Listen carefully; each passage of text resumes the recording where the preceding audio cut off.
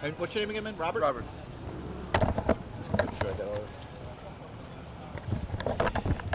What's up? Welcome back to Hitting the Bricks. We're in Bay Ridge, Brooklyn, heading down to Sunset Park. I was just walking down. I just saw a gentleman named Robert walking down the block with a T-shirt. I said, I got to say hello to this guy, see if he'd like to have a... Yeah, sure. Hold on one second. Robert's going to put some money in the meter. So it's been a while since I've done a couple of... I don't know. I had a few videos up for Hitting the Bricks. A few technical difficulties, so I'm just going to keep this running. We're in, this is basically,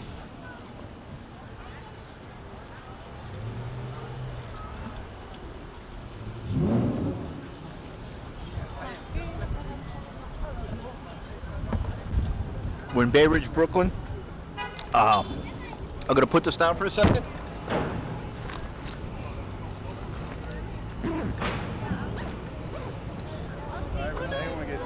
Yeah, no, of course, man. No, that's one of the things. I just keep it running. I just started walking over there. I was like, oh, no. So what's up? This is Robert. I just stopped. I saw him walking around. He had this cool shirt on. And he was calling up to stop and say hello. So let's say hello to Robert. How you doing out there? Just walking around trying to wake people up. Yeah. There's a lot of crazy stuff going on out there. Yeah. You're being deceived. Do not believe the media. Do not believe the government. They're lying to us. The globalists are lying. So try to wake up, guys, before it's too late. And we were just having a conversation briefly how it is difficult to broach that with people because it's right. So and part of the conversation, I guess, is just to, even to start it. You know what I mean? Okay. So what would you say? Like for me, you were talking about 9/11. I guess you know what I think that comes up. People have such. You trust your government. You believe everything they tell you and everything. And they have a very emotional attachment to the information. Of course. And people died. Yeah. But as adults, there should be important time, right, where you're in a factor. We're sending people to war. Right. Serious situations where people need to put factors on the table. Correct. Sort out what are the factors. At any time of crisis, right? Of course. You're going to have a time where everybody needs to stop and say, okay, what's the deal? We put the factors on the table, discern the information, and then try to make the best judgment according to that, right? Very simply. But if we get kept in a mode of emotional reaction, people can't even have a conversation. I agree. I mean, if I had to go to 9/11, if you just wanted to investigate one thing, Tower 7, how did it come down? It was never hit. It came down in free fall. Yeah. It was a demolition. Yeah. The whole thing was demolition. It was an inside job. Government's involved. They're all involved. It's a terrible thing. Yeah. They want us to go to war. It's all profits. Military-industrial complex. It's all involved. Everything. You guys got to wake up. Yeah. It's a tough world. Truth is tough to swallow, but it's out there. So when someone say, well, you know what?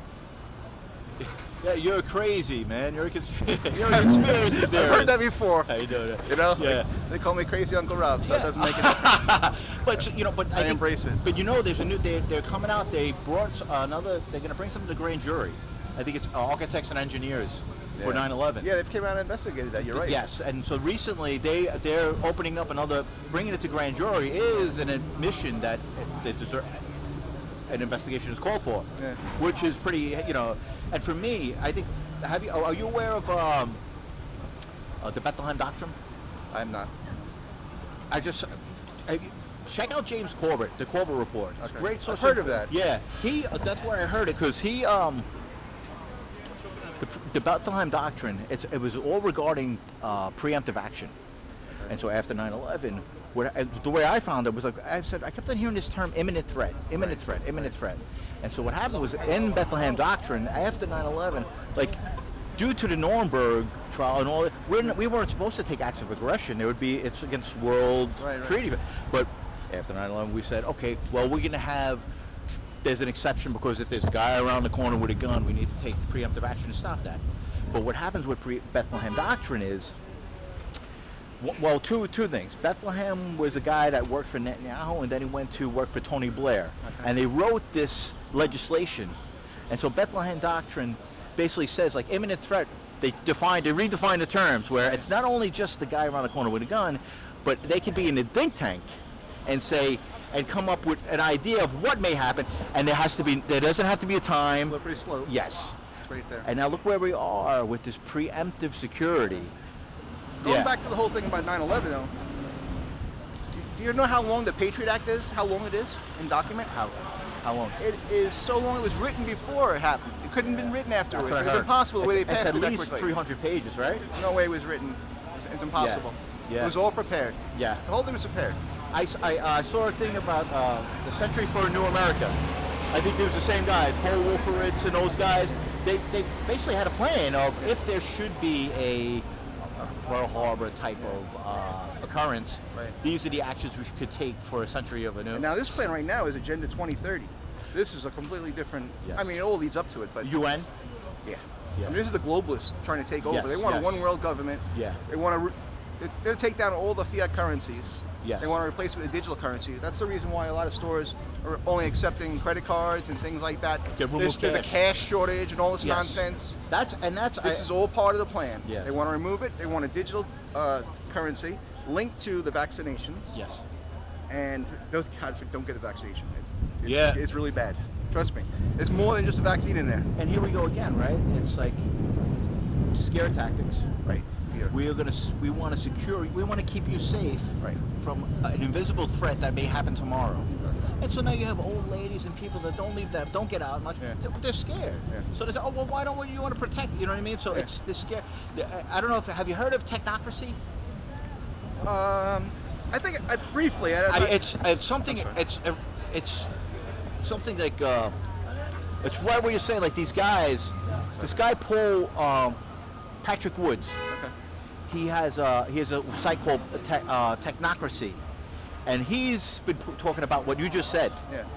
About a global. Well, the technology companies are taking over. Yes. This is what they're doing right Internet now. of everything. Yes. Yes. This is all part of it. And what they find out is that in 1930, you had a group of guys in Colombia that all the literature's there, and they actually call it technocracy, Yeah. but they didn't have the technology at the now time. they have it. But they have been moving towards this for years. Yes. And you talk about Zygmunt Brzezinski.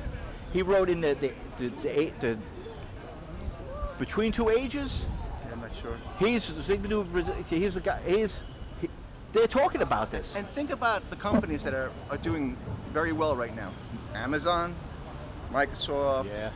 all the big technology companies, Yeah. Zoom, all these technology companies. Yeah. It's all. And Oh, why and- did the big multinational retailers stay open, like the Walmarts? And think about these, the Home Depots, because they're owned by the globalists. Yes. You know what? They're shutting down the mom and pop An shops. interesting thing about Home Depot, you see NYU Lagone all over the place. Yeah. Lagone was one of the first investors when Home Depot went Yeah. national and it's probably global now, right? There's a lot of things going on with And, there as well. and he's in that hospital in First Avenue in in Brooklyn. When they had the big thing, when all the ambulance. Trust me, I've been driving around. I've seen all the nonsense. that's why I've it's- seen the ambulance parked out there. 15 ambulances doing nothing. Yes. Nothing. And what they did is they would drive around with their sirens, fear factor, scaring people. They're not going anywhere. I call Up and too. I down call the- it product placement. You would have like certain trucks with sirens in different They places. just sit there. Yeah. They're not doing anything. Yes. It's creating fear. You hear the sounds. There's a great site called Bells and whistles. The whole Yeah. training about the whole thing. Oh yeah, It's yeah. all about that. Yeah. Pablo's dog. The whole thing is training us. Yes. Well, that's the sounds. there's another guy, Jose Delgado. Frightening human being. He went to Yale, Spanish professor, went to Yale, and he's one of his I forget the quote, but he says basically, human beings think they have the right to have their own will and control their own mind. Right. That's incorrect. Socially, we need to control them Right. through and he was a guy. He actually did a tactic because he was messing around with chips that you could watch it online Yeah. where he was controlling a bull with a chip in his head. He stood there and he said. Yeah, well, that's and coming. you That's know? coming, guys. So, and one of the things, and I'm crazy. that's why and I'm late to this, you know what I mean. But for me, it's like we've gotten so far away from basic principles of the Constitution. That's Right. why I wear this. That's right. This I got from Texas. This is the First Amendment, right? Where We need to get back to the Constitution. and basic Crazy. principles. I was talking to a guy who's a police officer. He says, "Well, the Constitution is not absolute." I was like, "What are you talking about? Those are principles are immutable." Our nation was founded on that. That was Yeah. our. This is, I mean, that's what it's like. That's the only thing that saves us right now. If barely. Barely. This is like the First The Amendment. other countries, they wish they had that. Yeah, They don't have it. But this is one of the scary things, right? is that when you talk about globalists, like we have the WHO. Yeah. Now you have a committee that's for everybody's safety, Right. but they have a group, and it's not about whatever your choice of your nation's Whatever. government. Fair play to you, but But we don't they're elect them. creating a roundtable Yeah, we don't where elect they're not acting from our principles. No. You have communists, and whatever. Fair enough. Yeah. But now the WHO is saying, oh no, and after the flu, the reason this whole mandate after the swine flu, they had agreement. Well, if there's another pandemic, Yeah. we're going to have military management of the, It's all I So- can say is, wake up, people. Yeah. Oh, I'm let's telling say you, it's been nice. It's nice talking to you. thanks. Nice Let's say. meeting you. That's hitting the bricks. Talking to Robert, and we're keeping the conversation going. Right. All right. You take Thanks, care. man. Right? Nice meeting you. Yeah, pleasure, man. I'll send you an email, and Yeah. Hopefully wake some people up. It probably won't. I've been trying.